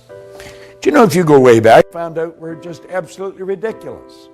A lot of bad blood comes from wrong thinking. Try and understand this. Everything works from a higher to a lower potential. When you're dealing with electricity, you must work from a higher to lower potential. We don't even know what electricity is, but we do know the laws by which it operates. If you want a greater flow of electricity, put in a bigger bulb, get a bigger transformer. The only limit placed on electricity is the limit that's placed on the form through which it's flowing. Well, it's exactly the same with us. We work from a higher to a lower potential. We go from the thought to the thing. Spirit always manifests through its polar opposite. You go from the non-physical to the physical. You and I have the ability to tap into a non-physical world, a world of thought. And we can choose our thoughts. We can choose any thoughts we want. Do you know Viktor Frankl was a Viennese psychiatrist, spent the war years in a concentration camp. And he said it was while he was in the camp that he realized that regardless of the physical or intellectual abuse that he was subjected to, no one could cause him to think something he didn't want to think. Do you know that's where attitude begins? Attitude is the composite of our thoughts, which cause our feelings, which express in actions. See, our thoughts, feelings, and actions, when they're all in sync, that's an attitude. Well, we want to have the proper attitude, we're going to live in a healthier body. We want to have the proper attitude, and we're going to enjoy the wealth that we look for. We want to enjoy the proper attitude, and we're going to have the friends that we want. But one basic concept is that you have to forgive yourself and you have to forgive others. You see, guilt and resentment are without question two of the most destructive emotions that anybody can experience. Of all the laws that you're going to study, this could be one of the most liberating of all of them. Forgiveness. Letting go of. Abandon. Just let it go. And when it comes back into your mind, let it go again. Form the habit of not holding on to anything that's causing you to feel bad. Start to love yourself. Start to respect yourself. Have a healthy respect for what you're capable of doing. And understand this, carrying bad thoughts about anyone or anything is not doing anyone any good. It's sinful. It's destructive. And the price of sin is death. Now that doesn't mean they're going to bury you, but it may be burying your company, it may be burying your income, it may be burying your friends, because they won't want to see you. Forgiveness, it's going to cause everything to grow. It's going to cause you to be healthier. It's going to cause your income to grow, your friends to grow, your business to grow. Forgive. It's a beautiful law. Forgive means to let go of completely, abandon. Replace the thought with one of beauty, with one of plenty, with one of abundance. You'll be glad you did. I did it. I'm a happy, healthy, wealthy guy. And you know something? Lots of energy. It just flows freely to and through me. I forgave me and everyone else that occupied a bad place in my mind. You do the same. The law of forgiveness could be one of the greatest laws you study. This is Bob Proctor. Thank you.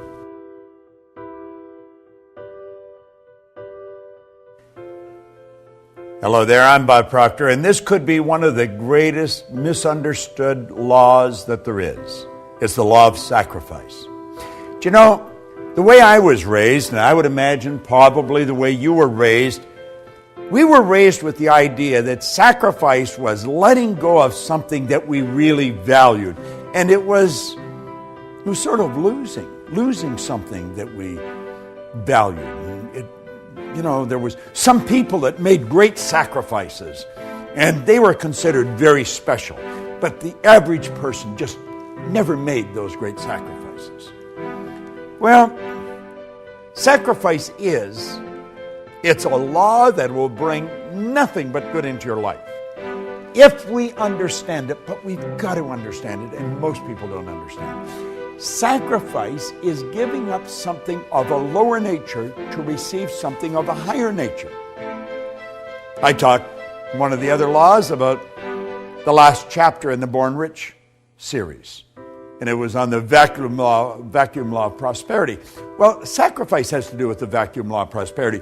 You move something out to make room for the good that you desire. Sacrifice is giving up something of a lower nature to receive something of a higher nature. And you have to give up the thing of a lower nature before you can receive the thing of a higher nature. So you see, sacrifice is based on a very good understanding of faith as well.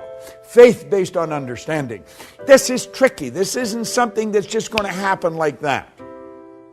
Now I want you to think of this for a moment. I want you to imagine that you've gone to a great concert.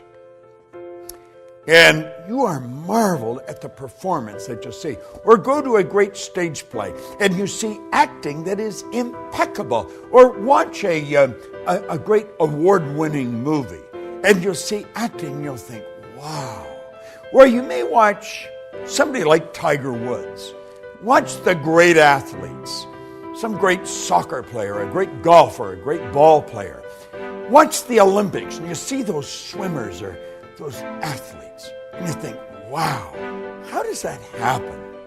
Well, it doesn't just happen. As this author said, granted, they may be exceptionally gifted, but those final magical results come not by chance or accident, but they come from discipline. Discipline that is consciously chosen, ardently desired, and patiently persisted in. Let me repeat that. Discipline that is consciously chosen, ardently desired, and patiently persisted in. I have often said that discipline is the ability to give ourselves a command and follow it. I will master this. I remember one time reading an article in an airline magazine, and Walter Cronkite was being interviewed. And he was asked in the magazine, in the interview, how did these astronauts develop the courage to get into those space capsules? He said, it didn't take any courage for them to get into the space capsule.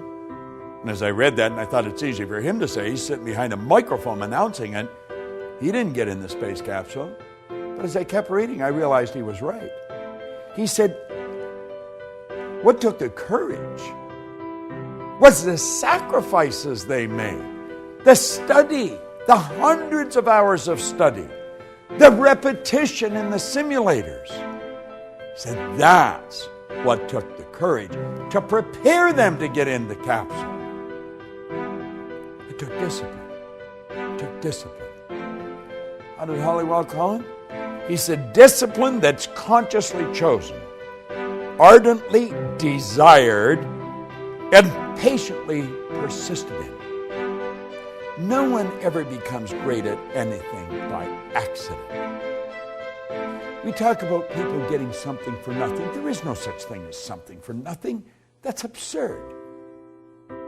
When we're talking about the law of sacrifice, we're talking about letting go of something of a lower nature to receive something of a higher nature. In other words, it's saying, I'm going to give up the ice cream cone now to get the bicycle a little later. This is based on faith, and it's not blind faith, it's faith based on understanding. It's understanding that we have this infinite potential, we've got phenomenal potential, we can do better. I talked about it in the law of compensation. And we're going to get better, but only if we give up something that's valuable to us to receive something that's even more valuable. Think of the study, the practice. You know, I like watching two movies, Lawrence of Arabia and Patton. General Patton, great American general in World War II, who also thought that he was a general in Napoleon's army. Believed very much in reincarnation. And then Lawrence of Arabia, watching Peter O'Toole, who literally mentally became Lawrence and Umar Sharif. You watch these actors, they're magnificent. You watch Lawrence come across the desert on that camel. Look at his face. They do a close-up on his face. He's not acting. He's living the part. Watch Patton. Watch the great speech right at the first of the movie. Get those two movies. Buy them. Watch them over. If you want to see people that made sacrifice, understood that law, and lived in harmony with the law to develop the greatness that they always had in them, you'll see it in those movies. Watch Patton. He's so good. You watch Umar Sharif. Wow. The acting is phenomenal. They understood this law of sacrifice. They gave up something of a lower nature to receive something of a higher nature. But they had to understand this concept of discipline. See, Hollywell said something always has to be sacrificed for something else. Here's your law of compensation coming in here. You've got your vacuum law of prosperity coming in here. You've got to create the space for the good that you desire. Listen to what he says here. People everywhere are awakening to the necessity of disciplining their thoughts and acts. We train domestic animals carefully. We harness the forces of nature to serve us regularly and well. And yet, when it comes to ourselves, the most valued of all, we let our thoughts run wild. No one can obtain their ambitions until they learn to discipline their mental force and are able to control their thinking. See, that's what this whole series is about. That's what all these laws are about. It's about working with the law. It's about bringing our mind into harmony with the law. It's about letting go of things of a lower nature so we can receive things of a higher nature. This doesn't happen by accident. The greatest marketers in the world, they spent years studying what they're doing. The greatest athletes, they spent years perfecting their skills. There's no free lunch. You're not going to get anything for nothing. You're going to have to make sacrifices. You're going to have to give up something of a lower nature to receive something of a higher nature. This whole universe operates by law. The law is something that happens every time for every person everywhere. Yet we've got to understand that sacrifice is a law. Get in harmony with it. Understand it. It's so priceless. Listen to this. Hollywell said, you cannot enjoy the satisfactions and pleasure of a true friendship and indulge in a bad temper. If you will not sacrifice your temper for friendships, you're going to sacrifice your friendships for a bad temper. Isn't that good?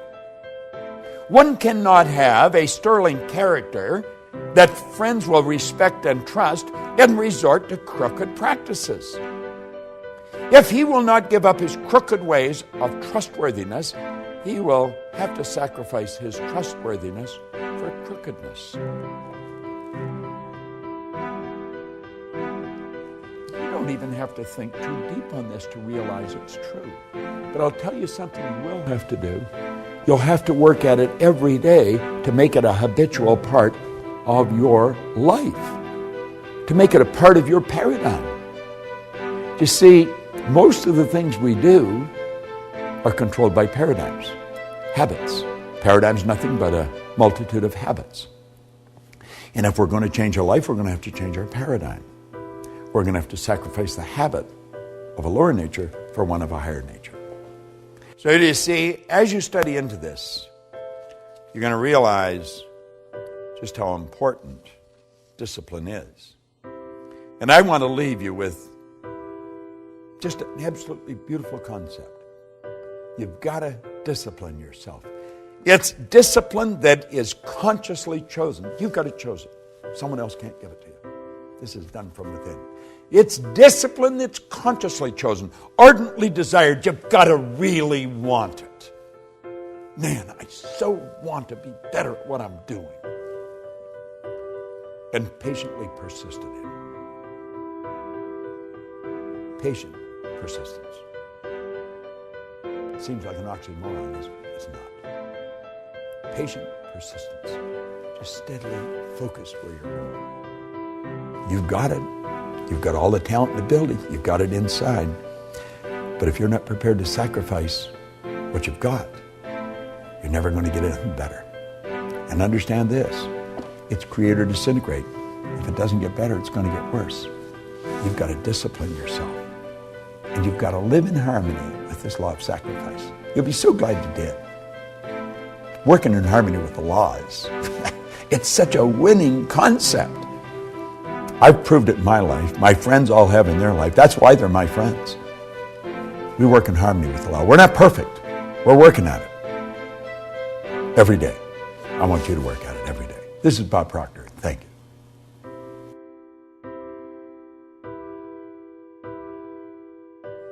There's a marvelous poem in this program, Working with the Law, by Henley. It's one I have loved for years, Invictus. Listen carefully, then read it over and listen to it over and over. Out of the night that covers me, black as a pit from pole to pole, I thank whatever the gods might be for my unconquerable soul. In the fell clutch of circumstance, I have not winced nor cried aloud. Under the bludgeonings of chance, my head is bloody but unbowed. Beyond this place of wrath and tears looms but the horror of the shade. And yet this menace of the years finds me and shall find me unafraid. It matters not how strait the gate, how charged with punishment the scroll. I am the master of my fate. I am the captain of my soul. And you know, you can say that exactly the way Henley wrote it, by working in harmony with these laws, and especially the law of obedience. You know, a lot of people grow up and they don't want to be obedient, and you're going to find some of the greatest leaders in the past. If you studied their lives according to society, they were definitely not very obedient. Many of them spent time in jail. They didn't follow the rules of the land always. But you know, they were obedient to the laws of nature, or they would have never accomplished what they did. Halliwell said that you should be a builder, and to him is given all the materials out of which to construct the kind of life you desire to live. You build in wisdom or in ignorance, according to your obedience, according to your understanding of a divine law and the use of it in your daily life. Now, you know, being obedient is not always an easy thing to do, but it's always rewarding. I'm not talking about you being subservient to some person that really doesn't understand what's going on in this universe. Let me go back and share with you again what I just read. He said here that you should be a builder, and you've been given all the materials out of which to construct the kind of life that you desire to live. Now, you're going to use these tools. You're going to build in wisdom or in ignorance, according to your obedience to, according to your understanding of divine law and the use of it in your daily life. If you don't understand the laws, you're never going to be obedient to them. You're going to violate them at every turn in the road. Why? Because we have been programmed to. We've been programmed to be good little go-getters, and yet the law says, give and you'll receive. We've been programmed not to live in harmony with the law of sacrifice. No, don't let go of it. Keep what you've got and get more. That violates the law. Listen to something else that he wrote here. The word obey means to submit to rule or to comply with orders or instructions. Obedience, then, is the governor of all movement, whether it be mechanical, literal, or spiritual.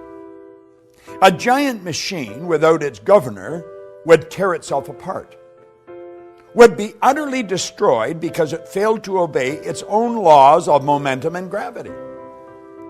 An intellectual giant who fails to comply with the laws of learning will become as an idiot. A student failing to comply with or to obey the instructions of Spirit, the law of God, will reverse the good and create evil. We are dependent entirely on obedience for our success or failure in this life. Now, business is founded on obedience, and as each member obeys the laws of commerce, they're going to succeed. You see, as we study these laws, we have to understand that we've got to become obedient to them. Now, I don't know about you, but I spent, years that I think I've mentioned in this series in the Navy. I wasn't particularly fond of being obedient to the orders that they dished out. First of all, some of the things that were telling me we had to do really didn't make a whole lot of sense, even to a thinking person. And I really didn't appreciate what they were making me do. And when I wasn't obedient, I was punished. I paid fines, and I did a lot of punishment on a parade square because I wasn't obedient. See, I am not obedient to a lot of the things that society dictates, because I think a lot of people are moving in the wrong direction. But as you start to study the law, you've got to bring discipline, as we just said in the last lesson, into your life. It's consciously chosen, ardently desired, and then patiently persisted in. It was such a beautiful way to describe it. Well, we've got to bring discipline in our life, and we've got to become obedient to these laws. And if we don't become obedient to the laws, we're going to lose. It's just that simple. It's like you said about a machine that isn't obedient to the laws of momentum and gravity, it's going to fall apart. Well, I think it's becoming apparent as we get into this that this is not something for lightweights. This isn't something for just anybody up and down the street. Although it will work for everyone, not everyone's going to do it. Not everyone has brought discipline into their life. Not everyone follows all these answers. Now, listen to this for a moment. We see in nature the answer. She has no troubles she cannot overcome. She has no problems she cannot solve. She has no burdens she cannot bear, no tasks she cannot perform. We're talking about nature. Why?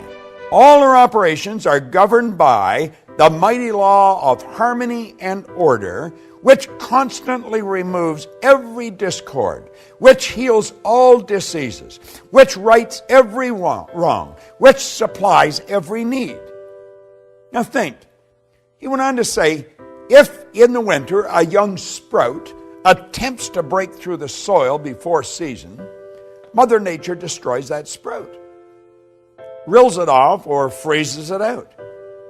Yet, at the same time, the very snow and ice that freeze the little unruly sprout serves as a blanket of warmth and protection to all other seedlings complying with her law. When man wishes to use nature in his work, such as farming or gardening, he must know how to comply with nature's laws. In turn, as he obeys her laws, he drives the best results, and in the end will enjoy the greatest harvest. And you only have to play with this for a little while, and you're going to realize just how accurate this is. He who obeys the laws of nature and acts as her obedient servant later becomes the master and reaps a full harvest. I know in my life, I don't do this perfectly by any stretch of the imagination, but I'm getting pretty good at it. And I'm a lot better at it than I used to be. And you see where it really starts, it starts with understanding these laws. Now, the more you listen to these videos, and keep in mind the videos are just really an overview. It's just to really give you a picture of where you're going with this. But as you dig into this in some depth, as you get into this, and then as you get into the Science of Getting Rich series that we have, and I'm sure that you're aware of that, as you get into the laws there, we're getting into very basic laws that govern how everything happened. I got to go back and quote Wernher von Braun again. Here's a great rocket scientist. He said that these laws are so precise that we don't have any difficulty building spaceships, sending people to the moon, and we can actually time the landing with the precision of a fraction of a second. Now think of this for a moment. I want you to think of your health. Think of your health for a moment. Just think the health of your body. Now I want you to think of your finances, the amount of money you earn. I want you to think of your friends, your social life. Think of your own family, your family. Think of every aspect of your life and understand this. Every aspect of it can be better if you live in harmony with the laws. Now, do you know, by doing this, you could be accused of being selfish. I like the way Oscar Wilde put it. He said, selfishness is not living as one wishes to live. Selfishness is asking others to live as one wishes to live. There's a lot of selfish parents. There's a lot of selfish people. They want people to live the way they want to live. You've got to be true to yourself. If I want to be free, I've got to be me. I've got to be obedient to these laws, and the more obedient I become, the more I'm going to win. But it's based on understanding, and understanding only comes one way. If there's another way that you know of, let me know, because I've been looking for a long time. You must understand these laws to live in harmony with them. Understanding only comes through study. Study these laws. Dig into this program. I guarantee you, you will be so happy that you do. And then share it with as many people as possible. You're going to love the next one. The law of success. It's a beauty. This is Bob Proctor. Thank you.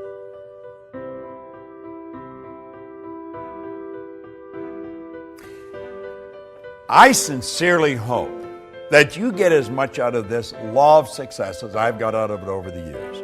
When I came across this, I absolutely loved it. I have probably read this first page at least 1,000 times. I've shared it with hundreds of thousands of people all around the world. And now I want to share it with you from how I see it. I'm Bob Proctor, and I want to talk to you about the laws of success as Raymond Halliwell shared it with me. He said God intended every individual to succeed. Isn't that a nice idea? Every individual. That included me. That includes you. It's God's purpose that you should become great. Do you know, I remember reading a book a number of years ago by Robert Russell. And he said there's no secret to becoming great. He said you become great by doing little things in a great way every day. Isn't that good? Well, Halliwell's saying it's God's purpose that man should become great. It's God's will that man should not only use, but enjoy every good in the universe. The law of God denies us nothing. He says man is born to be rich.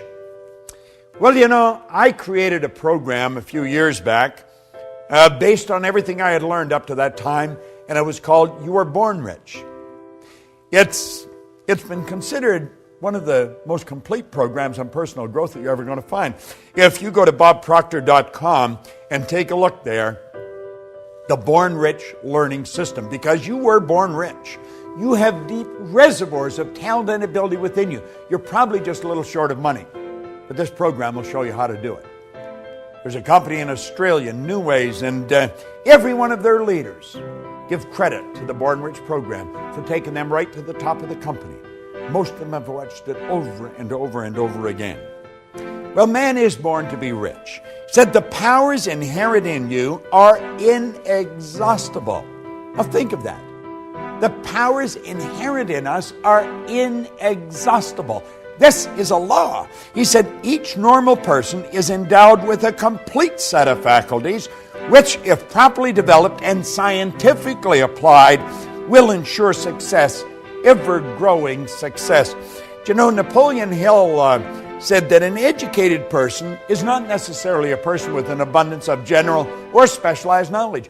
He said an educated person is a person who has so developed the faculties of their mind that they can acquire anything they want, or its equivalent, without violating the rights of others. Do you know what the faculties of your mind are? Do you? If you don't, odds are pretty good you're not going to develop them. We're born and raised with sensory factors. We go by what we hear, see, smell, taste, and touch. And do you know what that does? That programs us to live from the outside in. That programs us to live from the bottom up. You're letting the physical control the higher. Doesn't work that way. God works from the higher to the lower. Spirit always manifests through its polar opposite. The non-physical manifests through the physical. If you're going to do it in harmony with the law, that's the way you're going to have to work. You're going to have to work from the thought to the thing and not from the thing to the thought. You may be saying, well, what do you mean? Well, you don't let the bank account dictate your financial status. Don't do that. See, one of the things I ask people when they first come to work with me is, what's the most they've ever earned in a year? I have a business partner, Jerry Robert, who runs the Life Success Publishing. Teaches people to write books. If you haven't got a book, you want to get in touch with it. Life Success Publishing, they're on the site. At any rate, he shows you how books will change your life. Everybody's got a book in them. Well, he had written a book, and I asked him when I first met him, Mark Hansen introduced me to him, and I asked him, what's the most you've ever earned in a year? And he said $100,000. Pretty proud of it, and that was pretty good money 20 years ago. That's when I asked him. And I said, if you do exactly what I tell you, I'll show you how to change that into a monthly income. Do you know, within months, he was earning that every month. The Chairman's Club that we have, you just go to bobproctor.com and you'll see the Chairman's Club advertised. We teach people to turn their annual income to a monthly income by setting up multiple sources of income. Now he says here, each normal person is endowed with a complete set of faculties, which, if properly developed and scientifically applied, will ensure success, ever-growing success. Now, I'm going to tell you what they are. I'm not going to go in any great depth on how to develop them. We do that at another time. You have perception. That's your way you look at life. You have your will. That teaches you to concentrate. You have your memory. There's no such thing as a bad memory. You have a perfect memory. You have reason. Okay? That's your thinking. And you have imagination.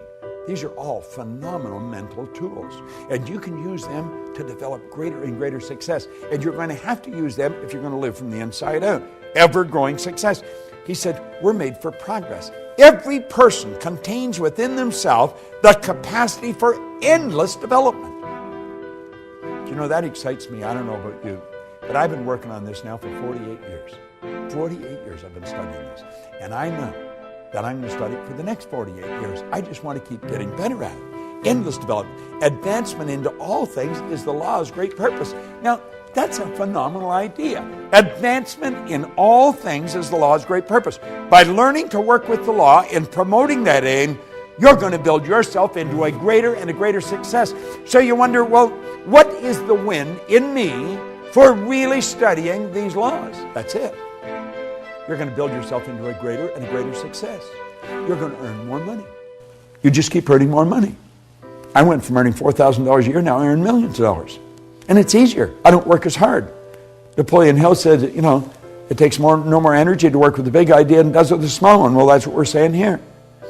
You're going to have more friends, better friends. You're going to live in a healthier body. You're going to enjoy your work more. You're going to work all over the world. You're going to do what you want to do, live the way you want to live. By learning to work with the law and promoting that aim, you're going to build yourself into a greater, greater success. Now listen to this. He said, all of the processes of nature are successful. Nature knows no failures. That's huge. She never plans anything but success. She aims at results in every form and manner. To succeed in the best and fullest sense of the term, we must, you and I must, with nature as our model, copy her methods. In her principles and laws, we're going to discover all the secrets of success. I don't know about you, but that sort of excites me. I know one thing. The tide always goes out, the tide always comes in. The night always follows the day. Winter follows summer. This is the law at work. It's perfect in all of nature.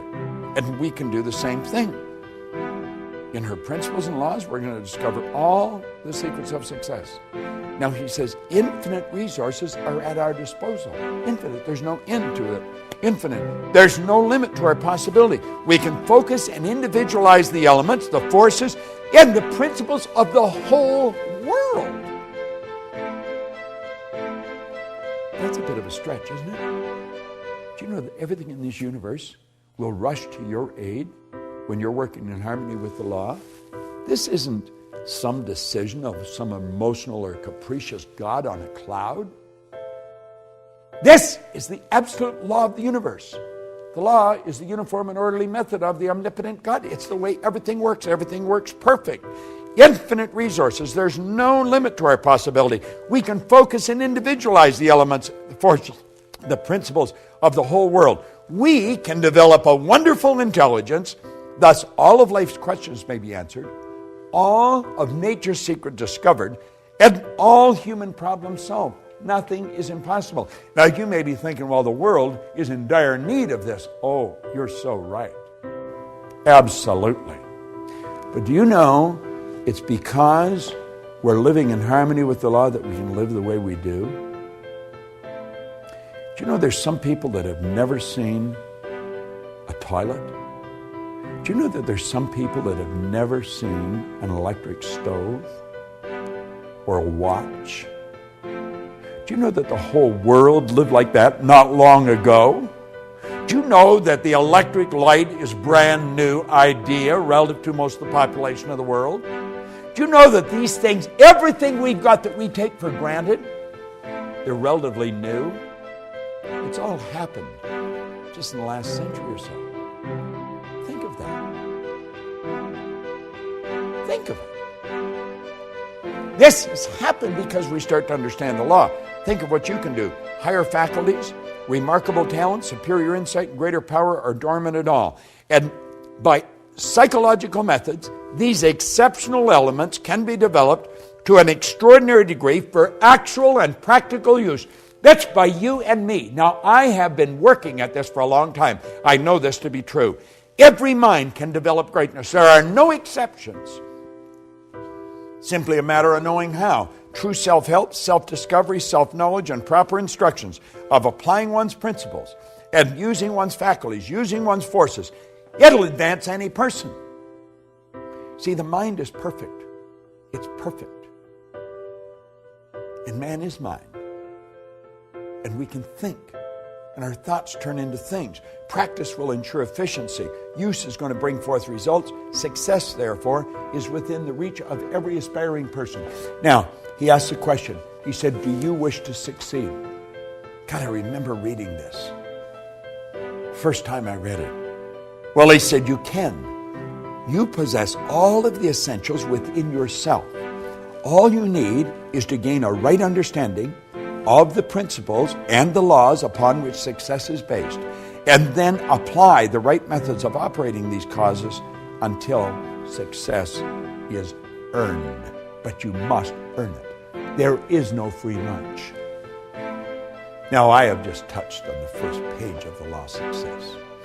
As you get into this, you're going to realize that there's great help everywhere around us.